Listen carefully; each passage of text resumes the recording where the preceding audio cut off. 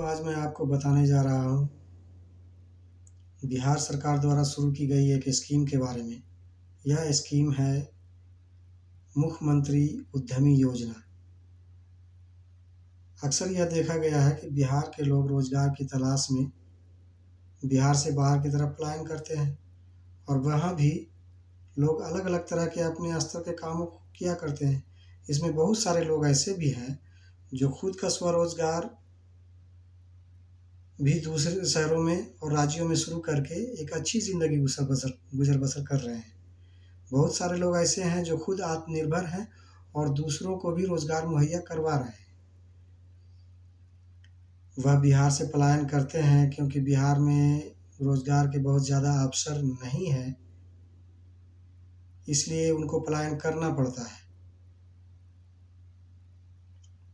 बिहार में उनको बहुत ज़्यादा अवसर नहीं मिल पाता है। इन्हीं बातों को ध्यान में रखते हुए ही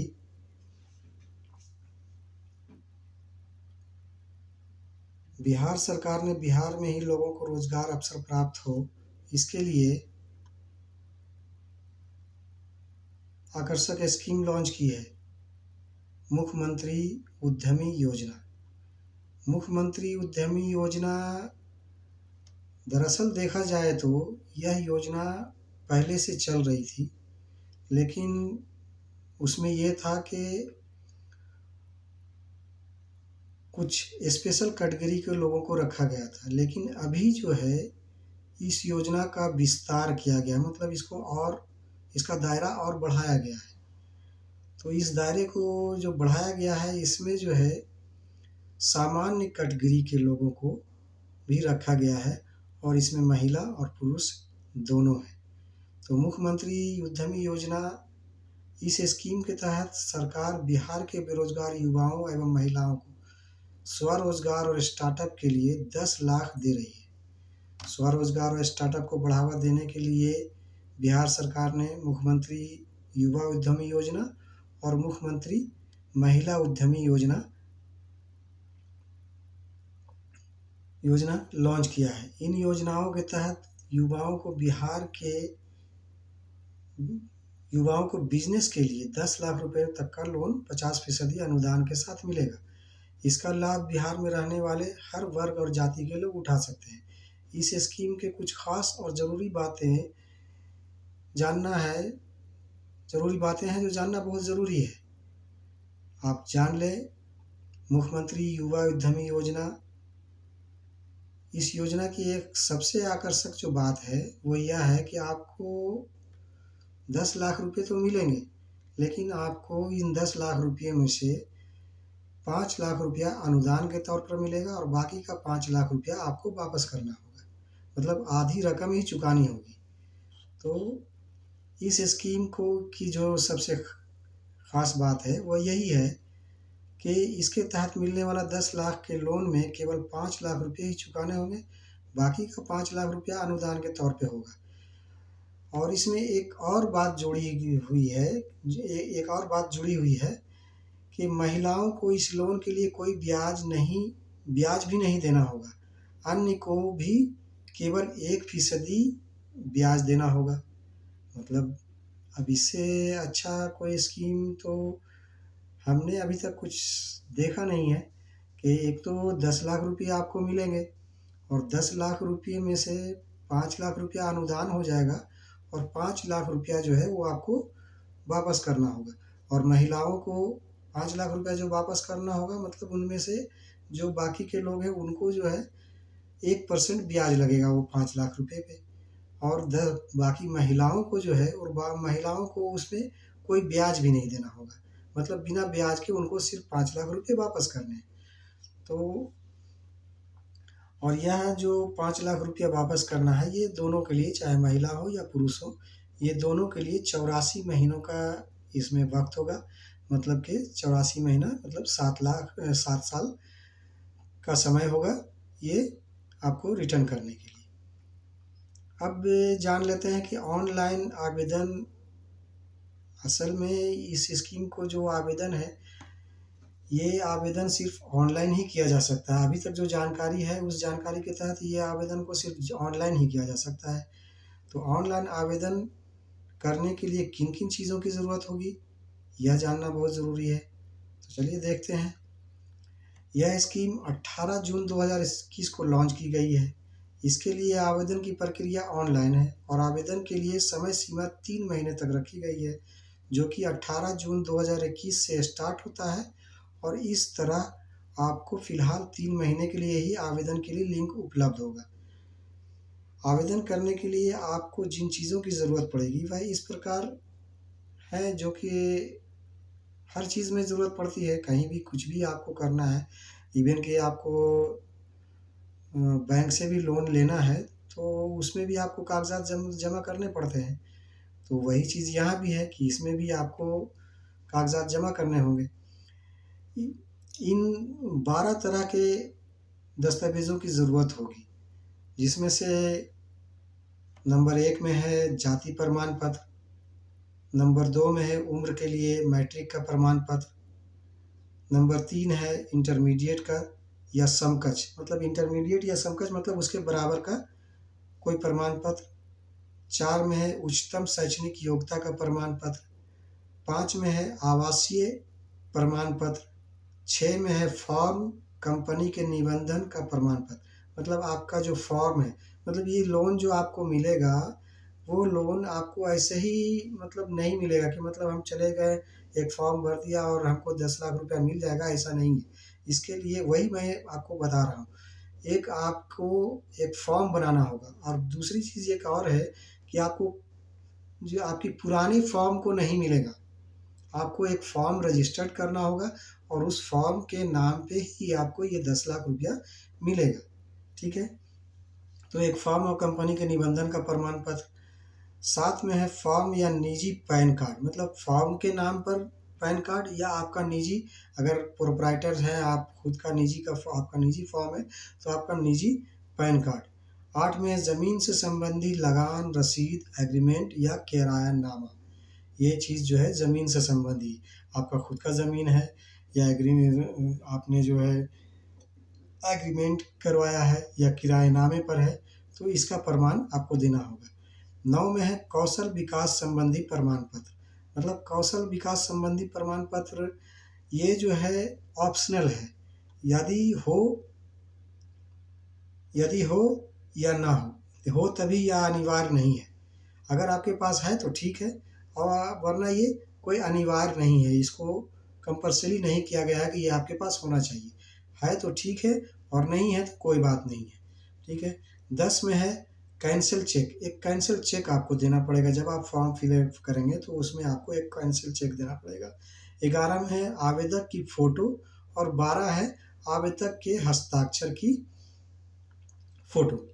तो आपका जो है जब आवेदक करते हैं आप एक हस्ताक्षर पेपर पे हस्ताक्षर करेंगे और हस्ताक्षर का एक उसका फ़ोटो करेंगे या स्क्रीन मतलब क्या कहते हैं आपको स्कैनिंग करेंगे।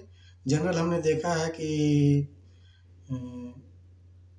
जो लोग सर्विस के लिए जॉब के लिए अप्लाई करते हैं तो हमने देखा है कि साइबर कैफ़े में वो लोग इसी मेथड को यूज़ करते हैं। तो एक पेपर पे वो अपना साइन करते हैं और उस साइन को स्कैन करते हैं, स्कैन करके फिर उसमें जो है अपलोड करते हैं। तो यही चीज़ होने वाला है, आवेदक के हस्ताक्षर की फ़ोटो। तो फ़ोटो और स्कैन दोनों सेम ही चीज़ है, उसमें कुछ फ़र्क ज़्यादा नहीं है। ठीक है। तो आवेदन करने की का तरीका और मुख्य बिंदु। अब ये जो है इस तरीका क्या है आवेदन करने के लिए, तो इस स्कीम के आवेदन के लिए वेबसाइट का लिंक जो है आप देख सकते हैं और मैं इस वीडियो के डिस्क्रिप्शन में दे दूंगा वेबसाइट का लिंक।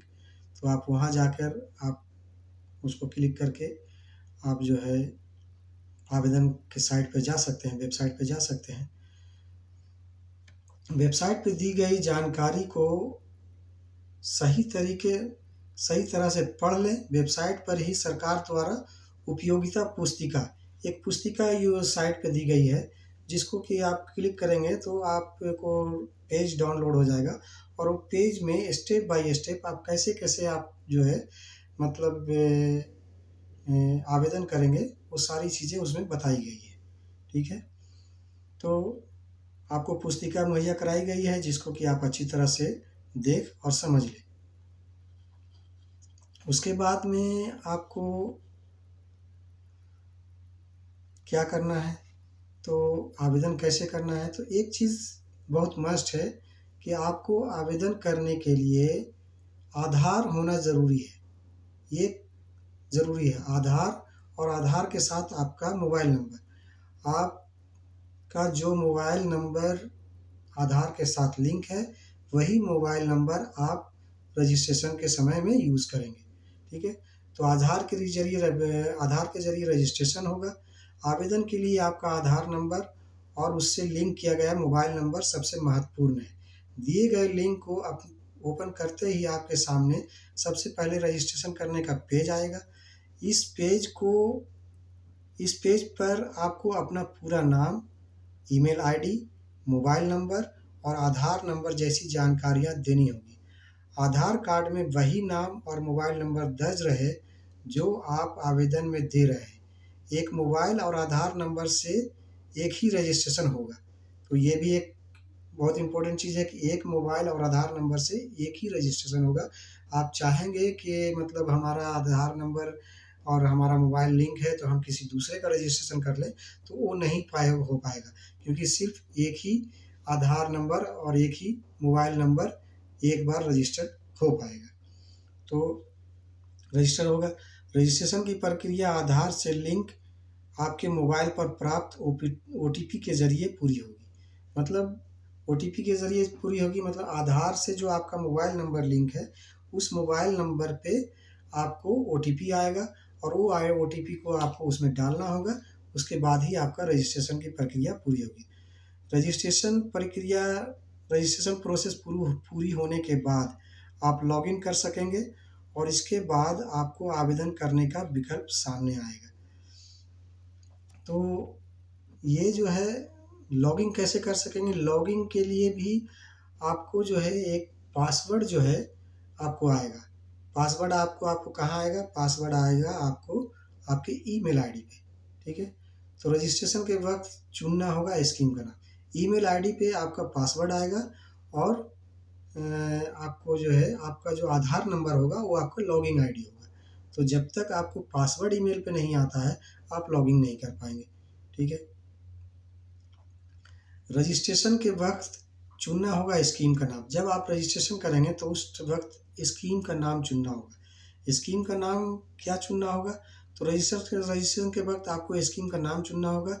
नए उद्यमियों के लिए सरकार ने अनुसूचित जाति, अनुसूचित जनजाति, अति पिछड़ा वर्ग, महिला और सामान्य युवा के लिए 4 अलग-अलग भागों में बाँटा गया है। मतलब ये 4 अलग-अलग भाग हैं। ये आपको चुनना होगा रजिस्ट्रेशन के वक्त। अनुसूचित जाति, अनुसूचित जनजाति, अति पिछड़ा वर्ग, महिला और सामान्य युवा वर्ग, मतलब ये 4 अलग तरह के कैटेगरी में इसको बाँटा गया है, जो कि मैंने आपको पहले बताया कि ये ऑलरेडी ये पहले से स्कीम चल रही थी, जो कि स्पेशली जो है मतलब स्पेशल कैटेगरी के लिए था, लेकिन इसमें अब जो है जनरल कैटेगरी को भी जो है शामिल किया गया है।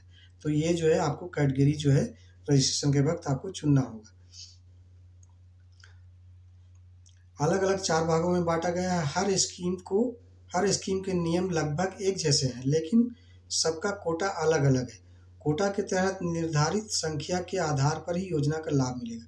मतलब ये जो स्कीम है 4 भागों में बाँटा गया है और इसमें जो है कोटा है, मतलब हर कैटेगरी के लिए अलग-अलग कोटा है। मान लिया कि अब समझ लीजिए कि आप मान लिया 10,000 लोगों को यह स्कीम बाँटना है, तो 10,000 लोगों में जो है ये 4 कैटेगरी में अलग-अलग कैटेगरी के लिए अलग-अलग कोटा है। लेकिन ये कोटा के बारे में जानने के लिए मतलब 250 हो सकता है या 200, किसी को 200 हो सकता है, किसी को 250 हो सकता है, किसी को 300 हो सकता है किसी कैटेगरी को। तो इस तरह से कोटा में बाँटा गया है। लेकिन अब ये कोटा के तहत निर्धारित संख्या के आधार पर ही योजना का लाभ मिलेगा। आवेदन करते समय इन चीज़ों को ध्यान से भरें। ठीक है, तो कोटा के लिए जो इसके कोटा किसका कोटा कितना है यह जानने के लिए जो मैं बताऊंगा आगे चल के कि इसका जो भी मतलब ऑफिशियल साइट होगा, साइट नहीं, ऑफिसर जो होंगे वो साइट पे, इसकी वेबसाइट पे ऑफिसर्स का नाम भी, कौन सा डिपार्टमेंट इसको हैंडल कर रहा है वो भी दिया गया है। तो उसमें से उनसे आपको पता करना पड़ेगा कि जो है हमारा कोटा, किस कैटेगरी का कोटा कितना है। ठीक है। आवेदन करते समय कुछ चीज़ों को ध्यान से भरना होगा।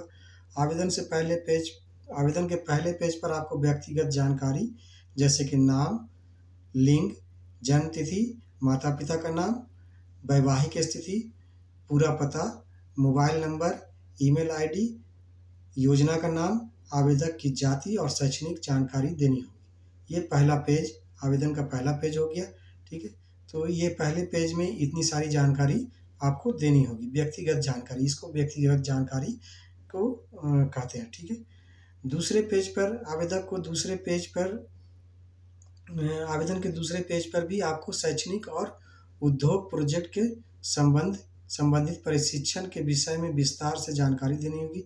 यह ध्यान रखें कि अगर आपने किसी संस्था से प्रोजेक्ट के संबंध में प्रशिक्षण लिया है तो आपको चयन के समय वरीयता मिल सकती है।